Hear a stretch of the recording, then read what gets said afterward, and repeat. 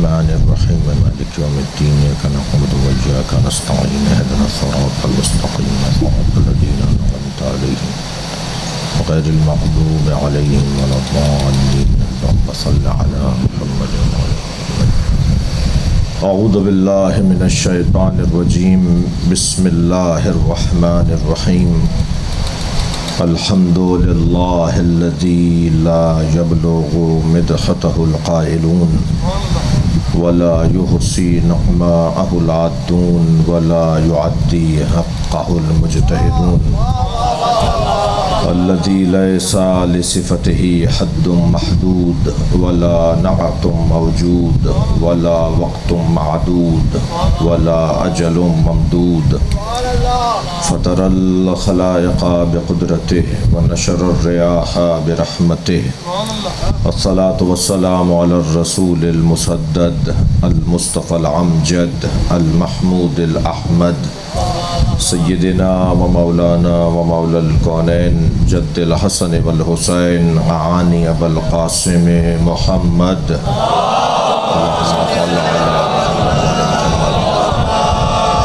وآله الطيبين الطاهرين المعصومين الذين قال الله إنما يريد الله ليذهب عنكم الرجس أهل البيت ويطهركم تطهيرا.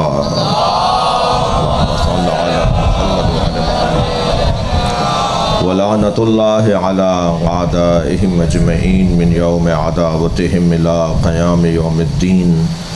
أما بعد قال الحكيم في قرآن الكريم بسم الله الرحمن الرحيم. إن الله اصطفى آدم ونوحا وآل إبراهيم وآل عمران على العالمين ذرية بعضها من بعض والله واسع عليم. صلوات.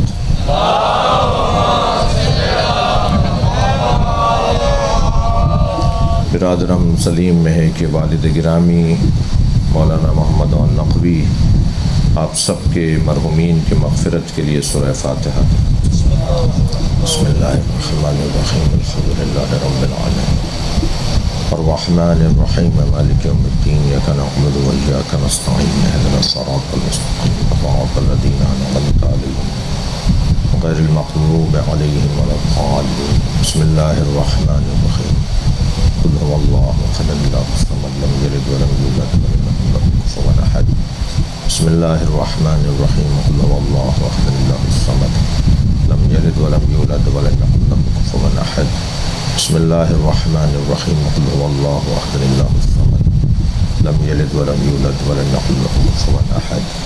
اللهم صل على محمد وعلى محمد. مرحومین کی خاص طور پہ سلیم بھائی کے تمام مرحومین کی مغفرت کے لیے بلندتر صلوات. اللهم صل على محمد اللہ.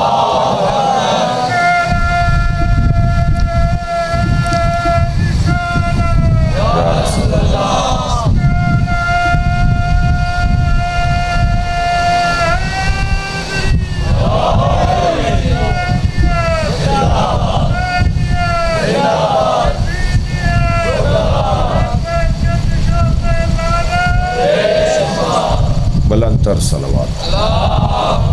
صلی علی محمد وعلی اس سے بلند صلوات. اللہم صلی علی محمد وعلی محمد.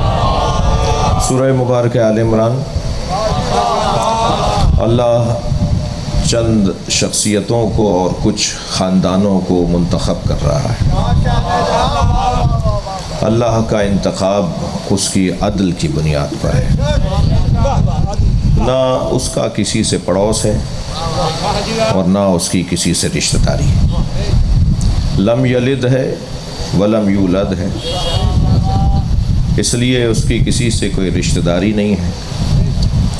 جسم نہیں رکھتا اس لیے وہ مکان نہیں رکھتا، اور جس کا مکان نہ ہو اس کا پڑوس نہیں ہوتا. صلوات پڑھ لیں ذرا محمد والے.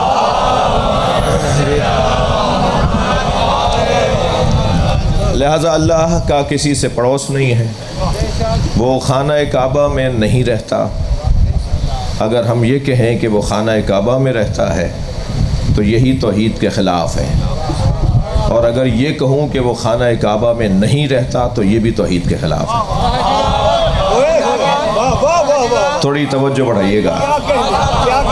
اگر میں مثبت اثباتی جملہ کہوں تو یہ بھی توحید کے خلاف ہے۔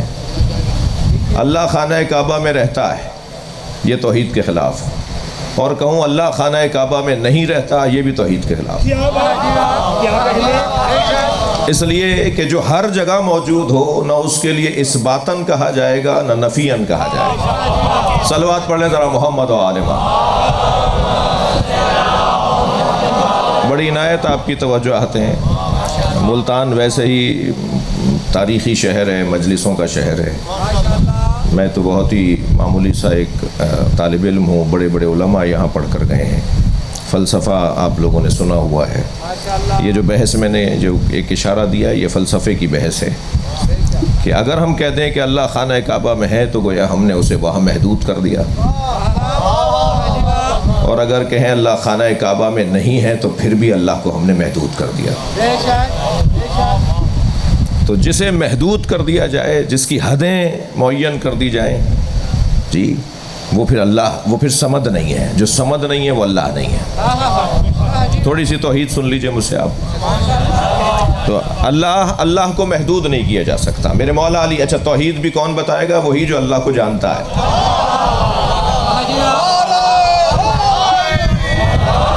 جو اللہ کو جانتا ہے وہی اللہ کے بارے میں بات کرے گا، اور اللہ کو جاننے کے حوالے سے کسی ایک نے دعویٰ نہیں کیا۔ اگر دعویٰ کیا ہے تو یا محمد نے کیا ہے یا علی نے کیا۔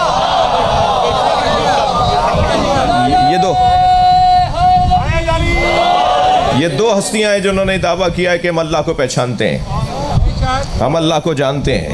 اور یہ میں آج گلگشت کے اندر یہ حدیث سنا چکا ہوں، تو وہاں جو احباب موجود تھے ان کے لیے تکراری نہ ہو، مگر حدیث تو تکراری نہیں ہوتی۔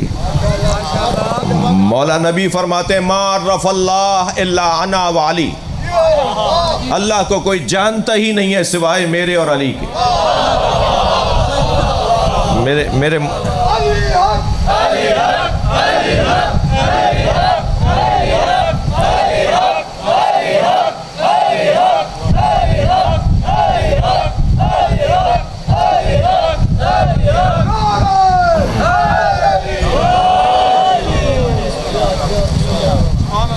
بات آگے بڑھے۔ ما عرف اللہ الا انا و علی، اللہ کو کوئی نہیں جانتا سوائے میرے اور علی کے۔ وما عرفنی الا اللہ و علی، اور مجھ محمد کو کوئی نہیں جانتا مگر کوئی جانتا ہے تو میرا خالق اللہ جانتا ہے یا میرا بھائی علی جانتا ہے۔ جی پھر فرماتے ہیں ما عرف علی، اور علی کو کوئی نہیں پہچانتا الا اللہ و انا، علی کو کوئی جانتا ہے تو یا اللہ جانتا ہے یا میں محمد جانتا ہوں۔ اس لیے اللہ کی معرفت کا اگر کسی نے دعویٰ کیا ہے تو وہ یا نبی نے کیا ہے یا مولا علی نے کیا ہے۔ جس نے دعویٰ کیا ہے وہ یہ کہہ رہا ہے خبردار اسے اشاروں میں نہ لانا، اس کی طرف اشارہ نہ کرنا، اس لیے کہ جس کی طرف اشارہ کیا جاتا ہے وہ مشارعن الیہ اسی سمت میں محدود ہوتا ہے، اور جو کسی سمت میں محدود ہو جائے، جو محدود ہو جائے وہ اللہ نہیں ہے۔ خبردار میرے مولا فرماتے ہیں اللہ کے بارے میں یہ نہ کہا کرو کہ اللہ آسمانوں سے نیچے آیا، اللہ یہاں سے وہاں گیا۔ جو یہاں سے وہاں جائے وہ جگہ چھوڑتا ہے اور جگہ پاتا ہے، اور جو جگہ چھوڑے اور جگہ پائے وہ ایک جگہ یہاں ہے تو وہاں نہیں ہے، وہاں ہے تو یہاں نہیں ہے۔ جو کہیں ہو اور کہیں نہ ہو وہ میں اور آپ تو ہو سکتے ہیں، اللہ نہیں ہوتا۔ بھائی صلوات پڑھ لیں محمد و آل محمد۔ لہذا یہ بات روشن ہے کہ اللہ کا کسی سے کوئی پڑوس نہیں ہے اور اللہ سے کسی کی کوئی رشتہ داری نہیں ہے۔ صرف دعویٰ کیا تھا مسیحیوں نے کہ حضرت عیسیٰ اللہ کے بیٹے ہیں، تو سرکار دو جہاں نے فرمایا کہ کیوں بیٹے ہیں، دلیل کیا ہے؟ تو کہنے لگے کہ ان کے ہاں بابا نہیں ہیں، ان کے باپ نہیں ہیں، بغیر باپ کی دنیا میں آئے ہیں۔ تو میرے مولا نبی مسکرائے، فرمایا پھر حضرت آدم کے لیے کیا کہنا ہے، ان کی تو ماں بھی نہیں ہے۔ تم حضرت آدم کو تو اللہ کا بیٹا نہیں کہتے، جبکہ ان کے تو نہ ماں ہے نہ ان کے باپ ہیں۔ اور تم حضرت عیسیٰ کو ان کا اللہ کا بیٹا کہہ رہے ہو اس لیے کہ ان کے باپ نہیں ہیں۔ توجہ۔ پھر انہوں نے کہا کہ وہ دنیا میں آتے ہی ماں کی گود میں یہ کہہ رہے تھے کہ میں اللہ کا بندہ ہوں۔ یہاں اللہ کے بندے سے مراد معاذ اللہ کا بیٹا۔ تو سرکار دو جہاں نے ارشاد فرمایا ان کان للرحمن ولد، آیت سنا رہا ہوں میں، یہ آیت ہے، ان کان للرحمن ولد، اگر رحمان کے لیے کوئی ولد ہوتا فانا اول العابدین، تو میں تو آدم سے پہلے کا بندہ ہوں۔ صلوات پڑھیں محمد و آل محمد۔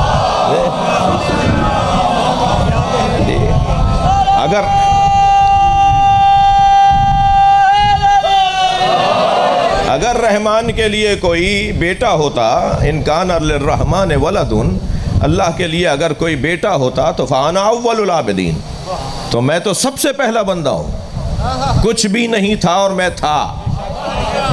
یہ جملہ کہہ کر یہ آیت میں اللہ نے نبی کا قول نقل کر کے آیت بنا کر یہ فیصلہ کم سے کم کر دیا کہ میرے نبی کو سن یکم عام الفیل میں نہ ڈھونڈنا،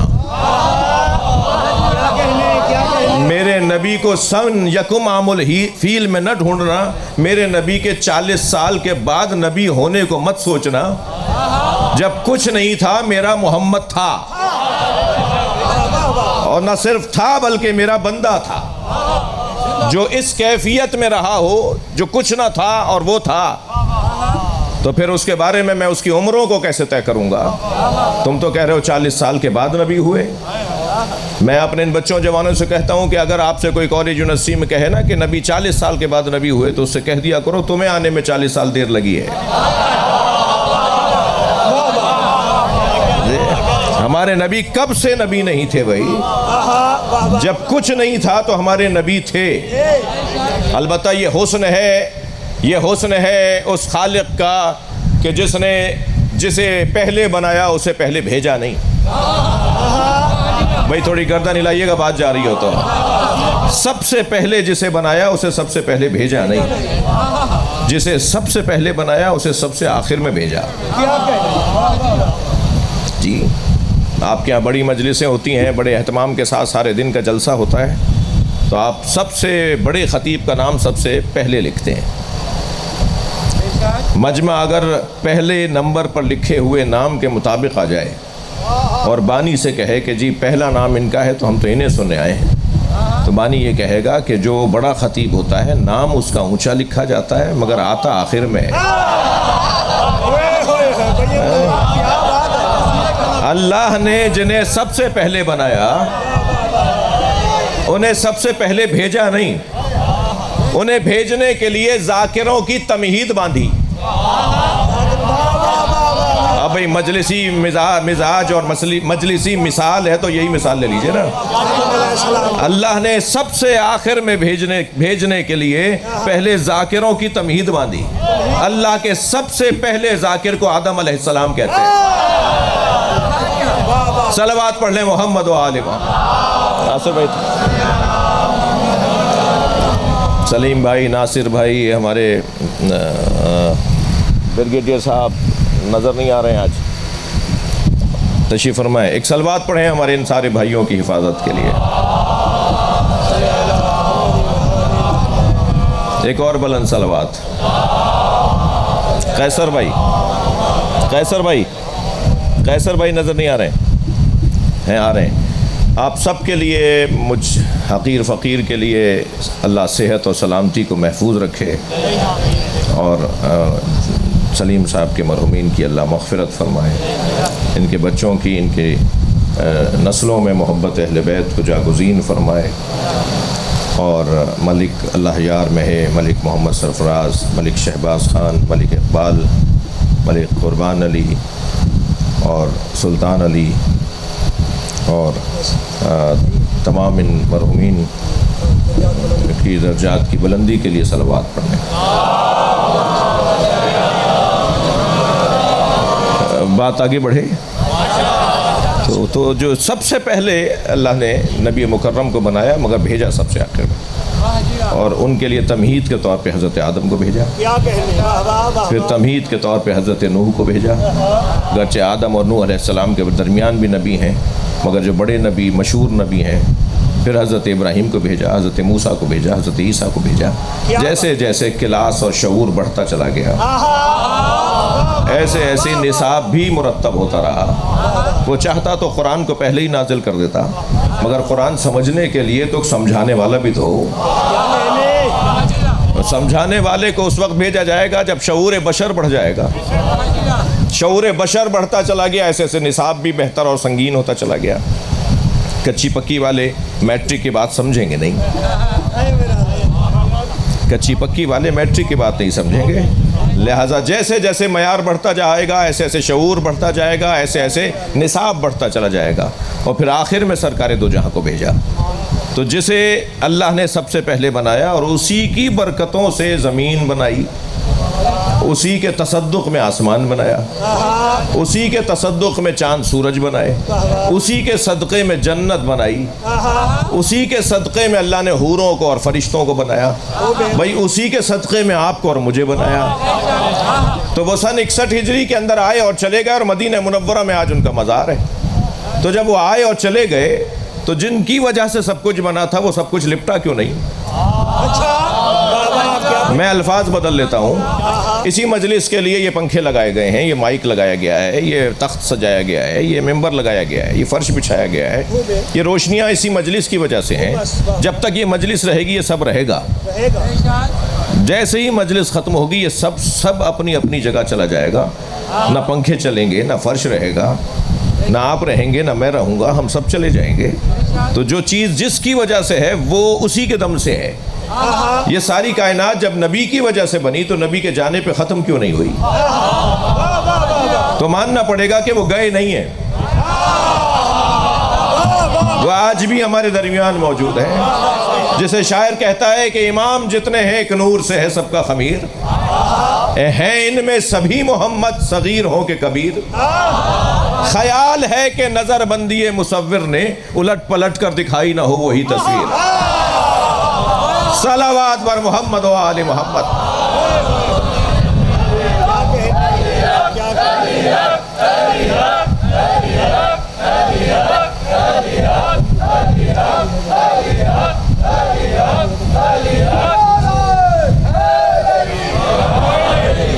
ایک اور بلند صلوات پڑھیں۔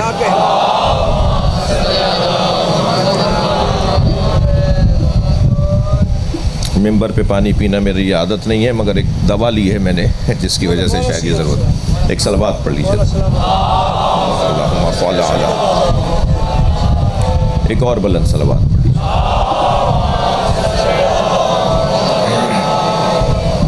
بات آگے بڑھے تو بات اور مضمون بہت روشن ہے کہ اللہ اس پوری کائنات کو عدل کے مطابق بناتا ہے۔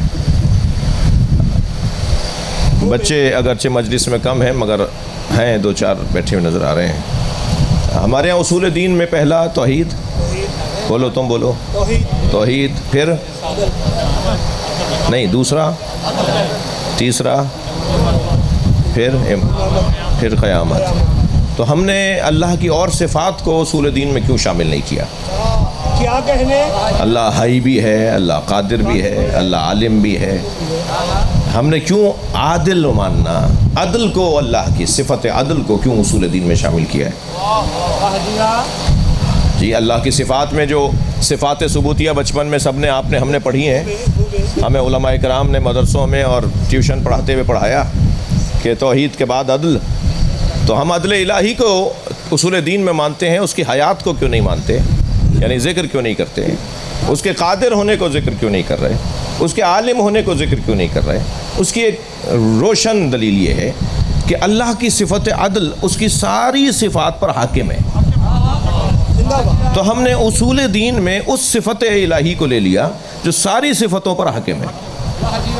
ماہ مبارک رمضان میں ایک نجی ٹی وی چینل پہ تھا، آپ میں سے شاید بعض نے دیکھا ہو، ایک مولانا صاحب بھی ہمارے ساتھ تھے، گفتگو کا عنوان تھا قدرت پروردگار، اللہ قادر ہے، اس پہ بات ہو رہی تھی۔ بہت اچھی گفتگو کی انہوں نے، لیکن کیا کروں کہ انہوں نے آخر میں جیسے ہوتا ہے نا کہ ایک دیگ بڑی محنت سے بنائی اور پھر اس میں چوہا گر گیا تو وہ ساری دیگ پھینکنی پڑتی ہے پھر. اب انہوں نے کیا کیا کہ اتنی محنت سے بات کی اور آخر میں چوہا گرا دیا. اور وہ کیا ہوا؟ کہنے لگے اللہ قادر ہے، وہ چاہے تو یزید کو جنت میں بھیج دے. چوہا دیکھا آپ نے کیسا گرا؟ کہنے لگے اللہ قادر ہے اور قادر مطلق، جو چاہے کرے، وہ چاہے تو یزید کو جنت میں بھیج دے. اب ہم اس انتظار میں تھے کہ کب چراغ محفل ہمارے سامنے آئے، اور جب چراغ محفل ہمارے سامنے آئے گا تبھی ہم بات کریں گے.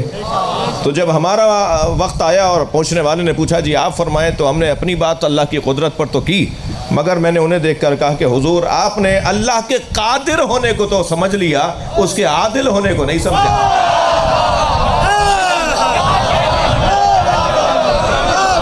صلوات پڑھیں محمد و آل محمد.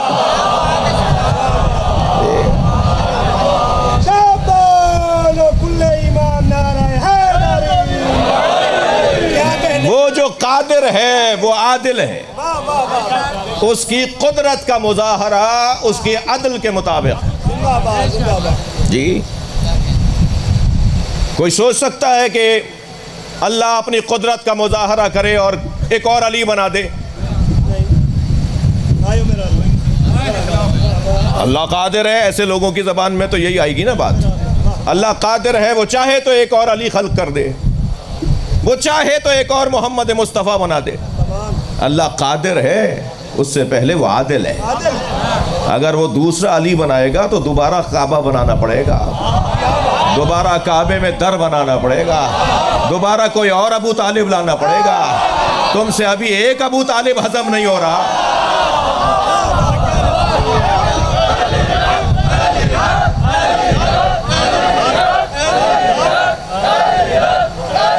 بلند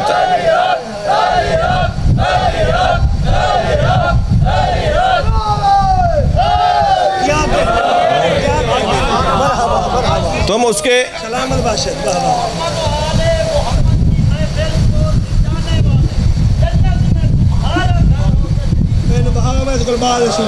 صلوات پڑھ لیں بھئی. اب وقت میرے پاس تنگ ہے، مگر عقیدتوں میں تو کمی نہیں ہے. تو عقیدتیں اور پھر ہمارے یہاں کی مجلسوں کا رنگ یہی ہے. تو میں تو کسی طرح کی کوئی ایسی بات نہیں کر رہا. ایک صلوات اور نبی کی ذات.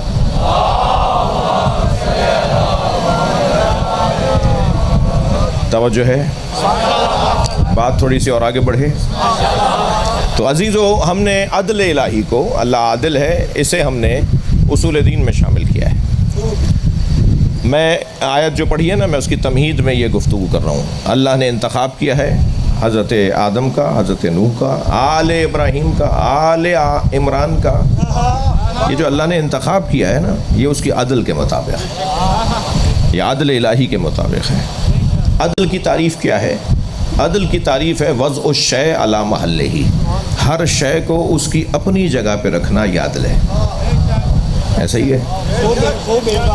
سر پر ٹوپی رکھی جاتی ہے، پیروں میں جوتیاں رکھی جاتی ہیں. جگہ بدل دیں گے تو یہ ظلم ہوگا، اس کو اپنی جگہ رکھیں گے تو یہ عدل ہوگا. میرے مولا علی چوتھے دور حکومت میں وہاں جا کے بیٹھے جہاں نبی بیٹھتے تھے.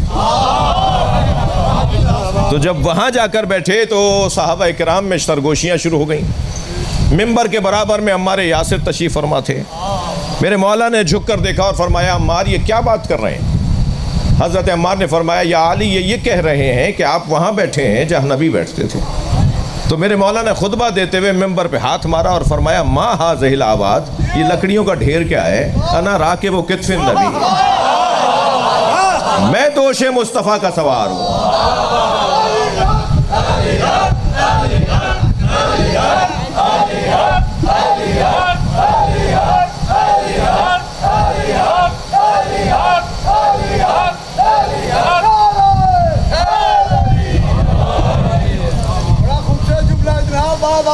صلوات پڑھ لیں نبی کی ذات.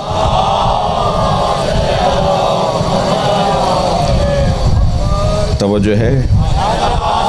تو ہر شے کو، اچھا ہر شے کو اس کی جگہ رکھیں تو یہ عدل ہے. ہر فرد کو اسی جگہ پہ رکھنا بھی عدل ہے. ہر ایک کو ہر جگہ نہیں بٹھایا جائے گا. ہر ایک کو ہر جگہ نہیں رکھا جائے گا، بس اس کی جگہ پر اس کو بٹھانا یہ عدل ہے، اور اسی کے خلاف اگر جائیں گے تو یہ ظلم ہے۔ تو اللہ نے اگر منتخب قرار دیا ہے تو منتخب کرنا اس کی عدالت کے مطابق ہے۔ ارشاد ہو رہا ہے ان اللہ اصطفیٰ آدم، بے تحقیق اللہ نے چن لیا، منتخب کر لیا آدم کو، آدم کو منتخب کیا ہے، بس آدم۔ ونوحا، اور نوح کو منتخب کیا ہے، صرف نوح کو۔ وآل ابراہیم، مگر یہاں صرف ابراہیم نہیں، پوری نسل ابراہیم، یا وہاں صرف آدم، صرف نوح، یہاں آل ابراہیم۔ وآل عمران، پوری عمران کی اولاد، اور صرف مکہ مدینہ میں نہیں، علی العالمین، عالمین میں ہم نے انہیں منتخب قرار دیا ہے۔ یعنی وہ جیسے زمین والوں میں پہچانے جائیں گے ایسے آسمان والوں میں بھی پہچانے جائیں گے۔ کچھ ایسی ہستیاں ہوں گی جو وہاں بھی پہچانی جائیں گی، جو ساری دنیا اور ساری کائنات میں پہچانے جائیں گے۔ علی العالمین، ذریۃ بعضھا من بعض، اور ہم نے بعض کی اولاد کو بعض کی اولاد بنا دیا۔ اچھا ایسا کہاں ہوتا ہے بھائی؟ ایسا کب ہوتا ہے؟ کسی کی اولاد کسی اور کی اولاد کیسے ہو جائے گی؟ جو جس کی اولاد ہے اسی کی اولاد کہلائے گی۔ یہ کچھ اور ہے جو اللہ کہہ رہا ہے، یہ کوئی منظر کچھ اور ہے جو اللہ دکھا رہا ہے۔ ہم نے بعض کی اولاد کو بعض کی اولاد بنا دیا، اور اللہ تو بہت زیادہ جاننے والا بھی ہے اور بہت زیادہ وسعتیں عطا کرنے والا بھی ہے۔ یہ تو آیت کا ظاہری ترجمہ ہے، مگر میں اب اس کی تفسیر پر غور کر رہا ہوں اپنے محترم مجمع کے ساتھ۔ ارشاد ہو رہا ہے اللہ نے چن لیا آدم کو، آدم کو چنا ہے، اولاد آدم کو نہیں، آدم کے بچوں کو نہیں چنا، آدم کی اولاد کو نہیں چنا، اس لیے کہ آدم علیہ السلام کا اپنا بیٹا قاتل ہے، جو قاتل ہو اس کا انتخاب نہیں ہوتا۔ اللہ ظالم کو منتخب نہیں کرتا، اللہ کا کام ظالموں کا انتخاب نہیں ہے۔ تو یہاں کیونکہ بھائی بھائی کو قتل کر رہا ہے، قابیل حابیل کو قتل کر رہا ہے، حضرت آدم کا ایک بیٹا دوسرے بھائی کو مار رہا ہے، ایک بیٹا دوسرے بھائی کو مار رہا ہے، لہٰذا قاتل ہے اور قاتل کا انتخاب نہیں ہوگا۔ ونوحن، اور ہم نے نوح کا انتخاب کیا، نوح کا انتخاب ہے، آل نوح کا انتخاب نہیں ہے، اس لیے کہ نوح کا اپنا بیٹا اپنے بابا کی بات نہیں مان رہا۔ میں کہتا ہوں قرآن ہی پڑھ لو تو تمہیں نبی کے زمانے کی الجھنیں سمجھ میں آ جائیں گی۔ اگر نبی کا بیٹا نبی کی بات نہیں مان رہا تو نبی کے ساتھ بیٹھنے والے سے کیا توقع ہے؟ یہ قرآن ہے نا بھائی۔ اب اگر قرآن ہی ہم ماننے اور سمجھنے کو تیار نہ ہو، اور پاکستان میں کوئی آئین پاس ہو رہا ہو کہ توہین کریں گے تو یہ ہو جائے گا، توہین اور ہے، قرآن کی تلاوت اور ہے۔ صلوات پڑھ لیں محمد و آل محمد۔ توجہ ہے، یہاں اللہ ارشاد فرما رہا ہے کہ نوح کا انتخاب ہوا ہے، حضرت نوح کی اولاد کا انتخاب نہیں ہوا، اس لیے کہ نوح علیہ السلام کا بیٹا اپنے بابا کی بات نہیں مان رہا۔ قرآن کے طالب علموں سے میں ایک نصیحت کروں گا کہ قرآن کی تفسیر اگر پڑھنا شروع کریں، کہ میں قرآن کی تفسیر پڑھنا چاہتا ہوں تو کون سے سورے کی پہلے پڑھنی چاہیے؟ تو میں طالب علمانہ رائے یہ رکھتا ہوں کہ پہلے سورہ یوسف کی تفسیر پڑھنی چاہیے، پہلے سورہ یوسف کی تفسیر پڑھیں، اس لیے کہ سورہ یوسف کو اللہ نے احسن القصص قرار دیا ہے، بہترین واقعہ جو قرآن میں نازل ہوا ہے، اور پھر فرمایا عبرۃ لأولی الالباب، اس کے اندر صاحبان عقل کے لیے پیغامات ہیں، اور پھر فرمایا کہ آیات للسائلین، قرآن کی سورہ یوسف کی آیات میں سے یہ آیات، اس سورہ کے اندر پوچھنے والوں اور جاننے والوں کے لیے اللہ نے جوابات رکھے ہیں، اس میں جوابات رکھے ہیں۔ تو لہٰذا جتنا میں سورہ یوسف کو پڑھوں گا اتنا میرے گھریلو معاملات بھی، میرے سماجی معاملات بھی، میں عصر مصطفیٰ میں جا کر الجھنیں بھی اپنی دور کروں گا۔ ویسے بھی ہم عصر مصطفیٰ کے مسلمان ہیں نا، تبھی تو ہم بار بار مجلس میں آتے ہیں، تبھی تو ہم بار بار مسجد میں جاتے ہیں۔ یہ ہم جتنا اللہ کے رسول کے ذکر سے جڑتے ہیں اتنا ہی اسی دور میں چلے جاتے ہیں۔ جی جو زیادہ شوق رکھنے والے لوگ ہیں وہ روزانہ عصر مصطفیٰ میں جاتے ہیں، ہم جب مجلس میں آ کے بیٹھتے ہیں تو نبی کے زمانے میں پلٹ جاتے ہیں۔ क्या कहने वाह वाह वाह। कायद आज़म मोहम्मद अली जिन्ना से किसी ने पूछा था जब पाकिस्तान बनने को तैयार हो गया तो कुछ लोगों को ख्याल आया कि कायद आज़म शिया हैं। अच्छा जी हैं, अब बिगाड़ने का आया ना कि अब तो बन गया तो अब इसमें इसको बिगाड़ो। तो कहने लगे आप शिया हैं, तो कायद आज़म ने बेसाख्त फरमाया मैं असर मुस्तफ़ा का मुसलमान हूँ। असर मुस्तफ़ा में पलट जाओ तुम्हारी सारी उलझनें दूर हो जाएंगी। तो असर मुस्तफ़ा में ये आयत, ये पूरा सूरा नाज़िल हुआ है और उस पूरे सूरे के अंदर जो अल्लाह ने आयात रखी हैं, जो निशानियाँ रखी हैं, जो अल्लाह ने हमारे सवालात के जवाबात रखे हैं, उनमें से एक मोटा सा हल मसले का ये है, जब अल्लाह ने कह दिया ना कि इसके अंदर तुम्हारे लिए निशानियाँ हैं, तुम्हारे सवालात के जवाबात हैं, तो उसमें तो यह है कि भाई भाई को कुएं में फेंक रहे हैं। वो बेटा जिसे कुएं में फेंका जा रहा है वो भी नबी की औलाद, जो फेंक रहे हैं वो भी नबी की औलाद। एक जुमला इल्मी कहूँगा, मुल्तान का इल्मी माहौल मेरी बात तक पहुँचेगा। वाह वाह वाह। कहा जाता है कि इज्मा पर, गलती पर इज्मा नहीं होता। खूब है, गलती पर इज्मा नहीं होता। वाह वाह वाह। कहीं इज्मा हुआ था, भाई आप मेरे साथ रहिए, कहीं इज्मा हुआ था और कहा गया था बस क्योंकि इज्मा हो गया तो अब गलती पर इज्मा नहीं होता। इज्मा हो जाए तो गलती नहीं होती, जब सब मुत्तफिक हो जाए तो गलती पर इत्तफाक नहीं होता। कुरान मजीद ने, तवज्जो, कुरान मजीद ने फैसला दे दिया सूरह मुबारक यूसुफ में, सारे भाइयों ने इज्मा किया था कि यूसुफ को कुएं में फेंकना है, गलती पर इज्मा था। यानी ये मुमकिन है कि कोई गलती पर हो और इज्मा कर ले। सलवात पढ़ ले जरा मोहम्मद वाले।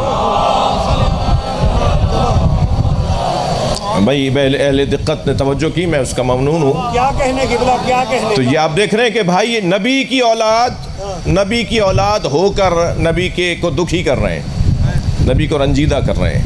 ऐसा हुआ और पाल भी नबी रहे हैं। नबी से ज़्यादा कोई हलाल खिलाएगा? नबी से ज़्यादा कोई हलाल खिलाएगा? कहा जाता है ना साहब औलाद इसलिए नाहंजार निकल रही है कि हराम खिला दिया, तो नबी से ज़्यादा कोई हलाल खिलाएगा? ऐसा पाक माल खाने वाले भी नबी के खिलाफ, नबी को रंजीदा करने वाले।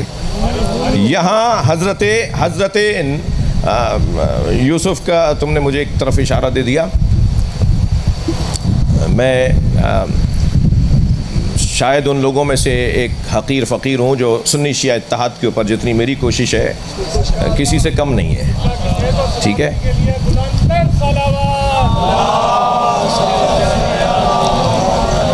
हमें हुक्म यह है कि हम वहदत के लिए, इत्तेहाद इत्तेफाक के लिए कोशिश करें।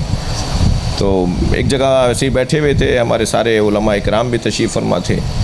तो मैंने कहा जी हमें तो बचपन से सिखाया जाता है कि जब 8 मिनट पहले अज़ान हो रही होती है तो कहा जाता था घर में कि ज़रा अदब से बैठो, बड़े भाइयों की अज़ान हो रही है, बड़े भाइयों की अज़ान हो रही है। और घर की ख़वातीन को भी घर की बड़ी बूढ़ियाँ कहती थी कि अरे दुपट्टा सर पे रख लो, अरे ज़रा संभल के बैठो। कोई लेटा हुआ होता था तो उसे कहते थे उठ के बैठो, बड़े भाइयों की अज़ान हो रही है। तो हमें तो घर से ही इत्तेहाद का पैगाम मिलता है। हमारे तो घर की बड़ी बूढ़ियाँ कहती हैं बड़े भाई हैं, हम तो सब मिलकर बड़ा भाई कहते हैं। ये और बात है कि बड़े भाइयों ने ही छोटे भाई को कुएं में डाला था, ये और बात। वो एक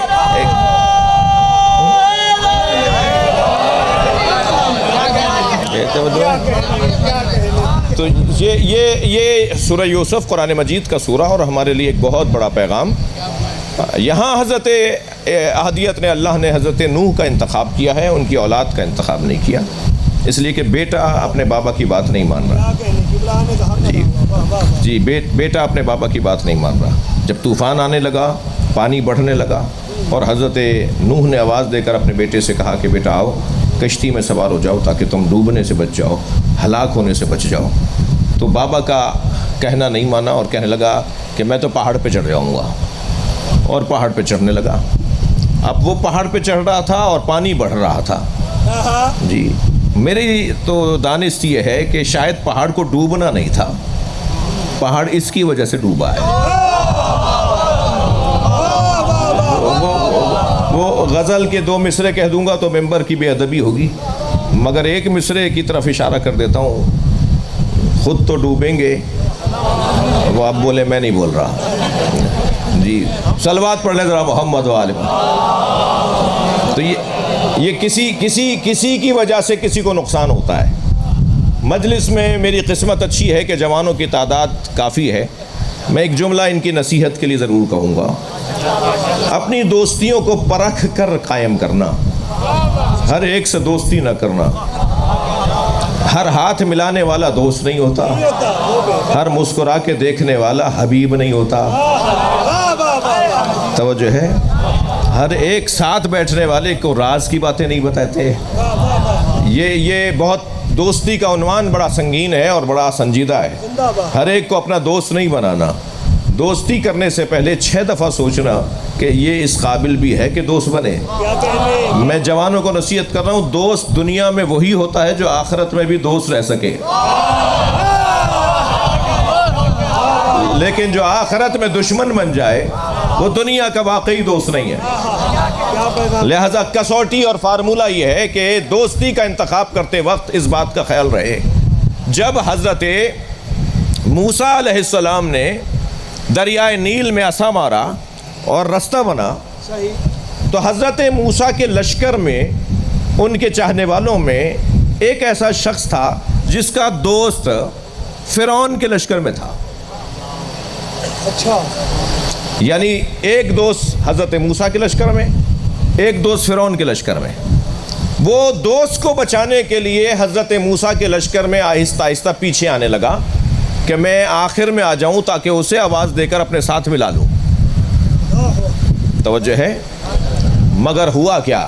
سارا لشکر حضرت موسیٰ کے باہر نکل گیا، یہ دوستی کی وجہ سے اندر رہ گیا اور ڈوب گیا۔ تو اگر دوست میرا کسی اور قبیلے کا ہے، توجہ، کیا کہنے، اور وہ قبیلہ جہنم میں جانے والا ہے،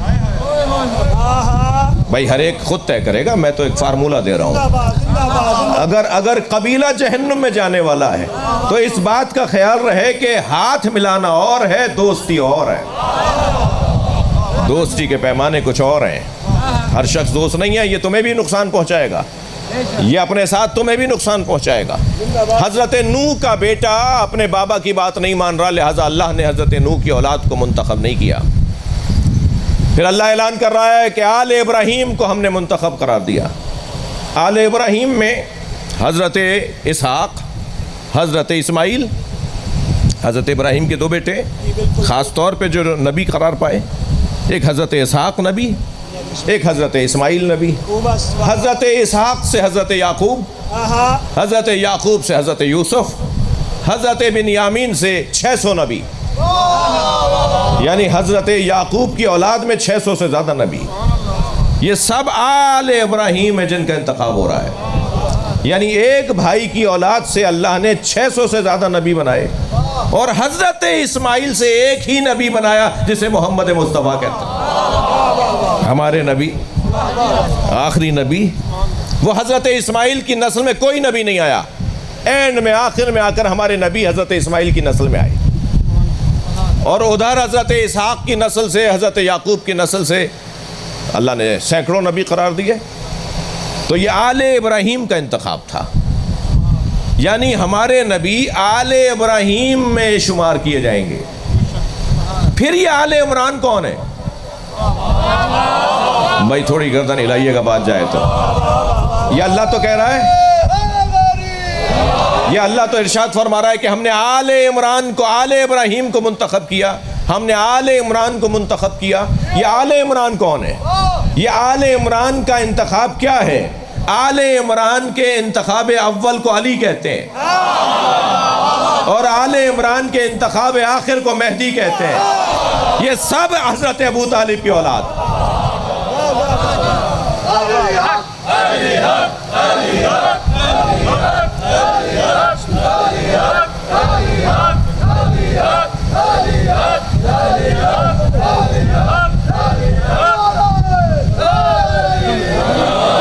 بلند تر صلوات، ایک اور بلند صلوات۔ بات میرا مضمون میرا اپنی منزل تک آ گیا۔ کل کی مجلس میں آل عمران پر کچھ گفتگو کرنے کی کوشش کروں گا۔ اللہ نے آل عمران کا انتخاب قرار دیا ہے۔ آل عمران میں مولا علی ہے، آل عمران میں حضرت مہدی، یہ سارا خاندان حضرت ابو طالب کی اولاد ہے۔ اللہ نے حضرت ابراہیم کی اولاد کو نبیوں کی صورت میں منتخب کیا، حضرت ابو طالب کی اولاد کو ائمہ کی صورت میں منتخب کیا، یعنی وہ نبیوں میں انتخاب ہے، یہ اماموں میں انتخاب ہے۔ اور پھر یہ کیا کہہ رہا ہے، ذریۃً بعضھا من بعض، ہم نے بعض کی اولاد کو بعض کی اولاد بنا دیا۔ یہ تو نہیں ہوتا، بھائی کی اولاد بھائی کی ہے، دوسرے بھائی کی اولاد دوسرے بھائی کی اولاد ہے، یہ چچا زاد ضرور ہیں مگر کسی کی اولاد کسی کی اولاد نہیں ہے۔ تاریخ ابدیت میں، تاریخ عشائر و قبائل میں توجہ، اگر کوئی کسی کی اولاد کو کسی کی اولاد قرآن نے کہا ہے تو وہ علی کی اولاد کو نبی کی اولاد، میں لفظوں کو اور بہتر کر لیتا ہوں، وہ حضرت ابو طالب کی اولاد کو حضرت ابراہیم کی اولاد، حضرت ابو طالب کی اولاد کو اللہ نے حضرت ابراہیم کی اولاد بنا دیا۔ یہ قرآن ہے، اللہ کہہ رہا ہے ہم نے بعض کی اولاد کو بعض کی اولاد بنا دیا۔ یہ حضرت علی کی اولاد ہے جنہیں حسن و حسین کہتے ہیں، کہلائیں گے محمد مصطفیٰ کی۔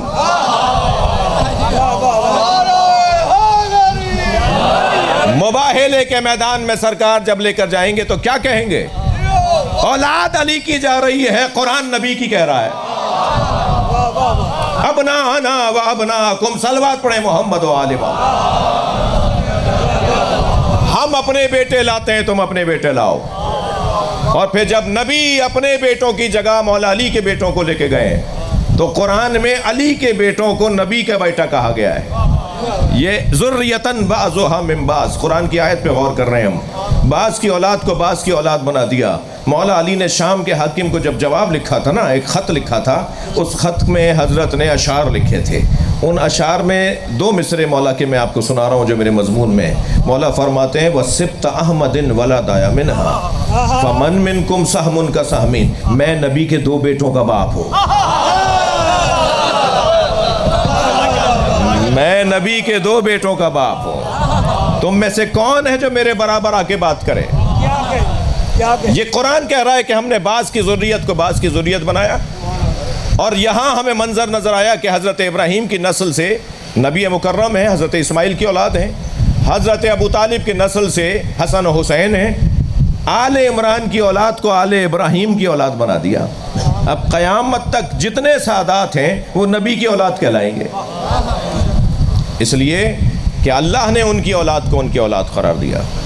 تو اگر میں یوں کہہ دوں کہ کربلا میں یہ ابو طالب کی نسل کاٹی گئی ہے یا حضرت ابراہیم کی نسل کاٹی گئی ہے، کیونکہ ادھر قرآن میں اللہ کہہ رہا ہے وَفَدَيْنَاهُ بِذِبْحٍ عَظِيمٍ، اے ابراہیم تمہاری قربانی پر ہم اکتفا نہیں کر رہے، ہمیں تم سے ایک بڑی قربانی چاہیے۔ تو حضرت ابراہیم کی اولاد تو نہیں ہے مولا حسن امام حسین، مولا علی اور مولا حسن حسین حضرت عمران کی اولاد ہے، مگر ادھر حضرت ابراہیم کی اولاد قرار دے رہا ہے ذریۃً بعضھا من بعض۔ اور یہ جسے اللہ نے سورہ صافات میں ذبح عظیم کہہ کر یاد کیا ہے، اسے کیسے کربلا میں ذبح کیا، اس کا بیان جب میں اور آپ خطبہ و ذاکرین سے سنتے ہیں تو ہمارے کیفیات قلبی بدلنے لگتے ہیں، ہماری آنکھوں میں آنسو آ جاتے ہیں۔ چلیے اپنے ذہنوں کو کچھ دیر کے لیے کربلا لے چلیے، نبی کا نواسا، نبی کا بیٹا، اجرکم اللہ، اجرکم اللہ۔ خدا کسی غم میں نہ رلائے سوائے غم اہل بیت میں، ہمیں رونے رلانے والوں میں قرار دے۔ کربلا کے میدان میں تنہا کھڑا ہے، سارے لاشیں اٹھا چکے، ہر لاشے کو لا لا کے گنج شہیدہ میں سجا چکے، ایسے ایسے بچوں کو، ایسے ایسے عزیزوں کو لائے ہیں کہ جس کا بیان آج بھی میرے اور آپ کے کیفیات قلبی کو بدل ڈالتا ہے۔ حضرت قاسم کا لاشا، پامال بھتیجے کا لاشا، حضرت علی اکبر کا لاشا جس کے سینے میں برچھی لگی ہو، جس کو اٹھاتے ہوئے حسین یہ کہہ رہے ہوں کہ اب میری کمر ٹوٹ گئی، مجھے اب کچھ نظر نہیں آ رہا۔ عباس علمدار کے کٹے ہوئے بازو، میرے مولا حسین نے جب حضرت عباس کی آواز پر گھوڑے سے کہا نا کہ مجھے میرے بھائی تک پہنچا، تیز دوڑتا ہوا ذوالجناح ایک مرتبہ رک گیا۔ امام نے تعجب سے پوچھا، اے رہوار، میرا بھائی مجھے بلا رہا ہے، تو تاخیر نہ کر۔ تو گھوڑے نے ایک جانب اشارہ کیا۔ امام نے اب جب مڑ کے دیکھا تو عباس علمدار کا کٹا ہوا بازو اور زمین کربلا پہ تڑپتا ہوا نظر آیا۔ اجرکم اللہ، اجرکم اللہ۔ مولا گھوڑے سے اترے، بھائی کا بازو اٹھایا، کچھ اور گھوڑا آگے بڑھا تھا کہ پھر رکا اور پھر اشارہ کیا۔ اب جو امام نے مڑ کر دیکھا تو دوسرا بازو نظر آیا۔ اب میں آپ رونے والوں سے پوچھ سکتا ہوں کہ امام حسین کے احساسات کیا ہوں گے؟ سوچ رہے ہوں گے نا کہ میرے بھائی کے بازو کاٹ دیے، اور جس کے بازو کٹ جائیں وہ بلندی سے زمین پہ کیسے آئے گا؟ یہی وہ مرثیہ تو ہے جو جناب ام المؤمنین ساری زندگی پڑھتی رہی۔ کوئی ہے جو مجھے اتنا بتائے کہ میرا عباس گھوڑے سے گرا کیسے؟ میں نے سنا ہے کہ عباس کے بازو پہلے کاٹے گئے اور گھوڑے سے بعد میں گرایا گیا۔ تو اے میرے عباس کے چاہنے والوں، مجھے اتنا تو بتاؤ، کوئی بلندی سے گرے تو کیسے گرتا ہے؟ کیا کیفیت رہی ہوگی امام حسین علیہ السلام کی؟ وہ لاشا بھی نہر کے کنارے چھوڑ کر آ گئے، مگر ایک لاشا حسین اٹھا کر لائے، اور اٹھا کے تو لائے مگر اٹھتا نہیں تھا، اور وہ لاشا علی اصغر کا لاشا۔ کبھی آگے جاتے انا للہ، کبھی الٹے پیر واپس آتے ہیں۔ امام حسین وہ لاشا بھی گنج شہیدہ میں لے آئے، مگر ایک ایسی گھڑی بھی آئی آل رسول کے اوپر کہ اب اس کا لاشا جو سب لاشیں لا رہا تھا، اس کا لاشا لانے والا کوئی نہیں تھا۔ اجرکم اللہ، اجرکم اللہ۔ جن کے مذہب میں رونا جائز ہے اپنی آوازوں کو آزاد کریں گے۔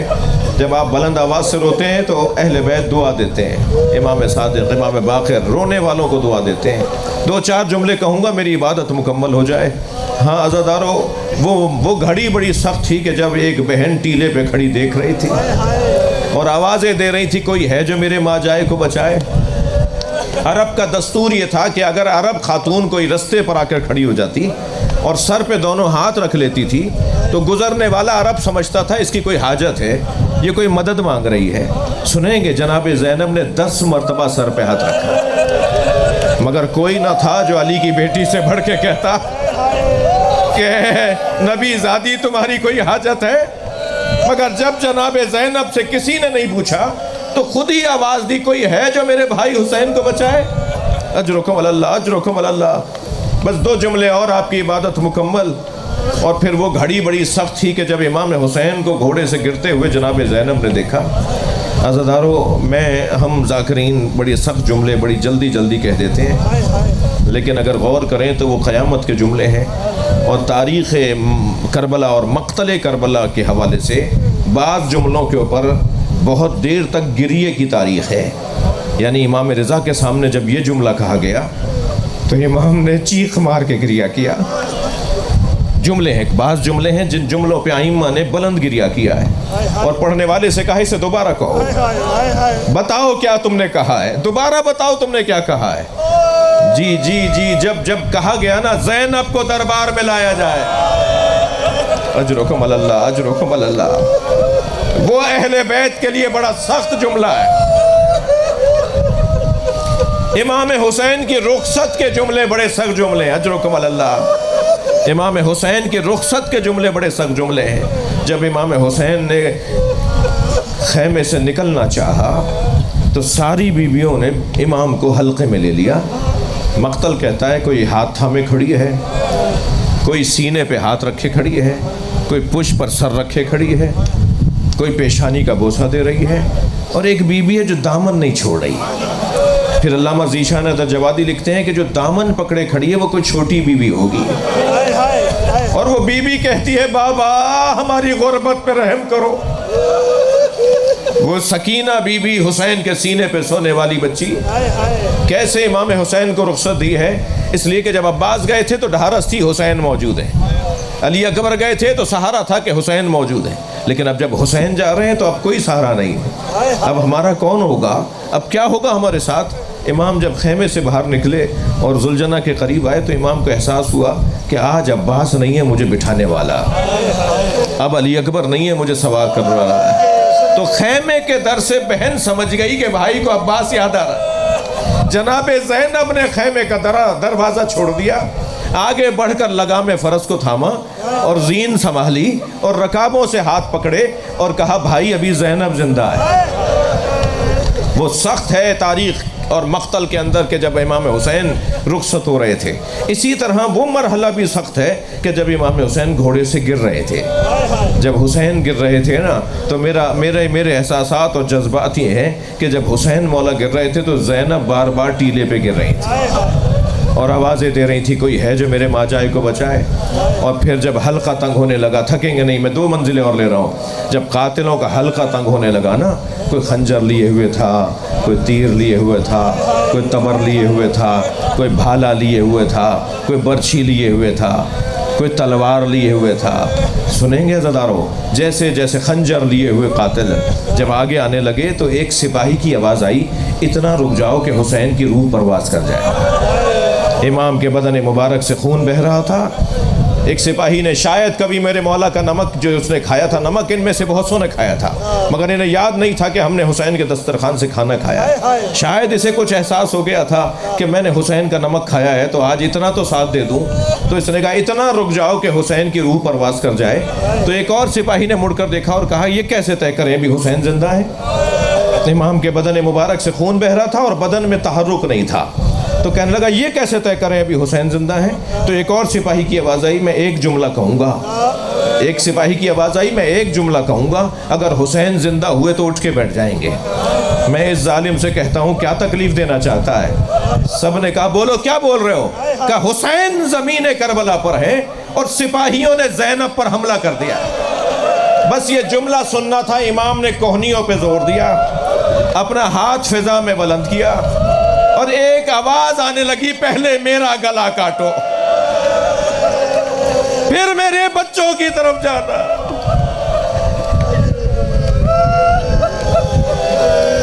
الا لعنت اللہ علی القوم الظالمین۔ یا اللہ ان آوازوں پہ رحمت نازل فرما، رونے والوں کی توفیقات میں اضافہ فرما، مرحومین مغفورین جن کے نام لیے ان کے درجات کو بلند فرما، امام زمانہ کے ظہور میں تعجیل فرما۔ مزید سورہ فاتحہ کی التماس ہے۔ بسم اللہ الرحمن الرحیم، الحمدللہ رب العالمین الرحمن الرحیم مالک یوم الدین، ایاک نعبد و ایاک نستعین، اہدنا الصراط المستقیم صراط الذین انعمت علیہم غیر المغضوب علیہم ولا الضالین۔ بسم اللہ الرحمن الرحیم، قل هو اللہ احد اللہ الصمد لم یلد ولم یولد ولم یکن له کفوا احد۔ اللہم صل علی محمد وعلی محمد۔ حاجات کی برابری کے لیے صلوات اللہ۔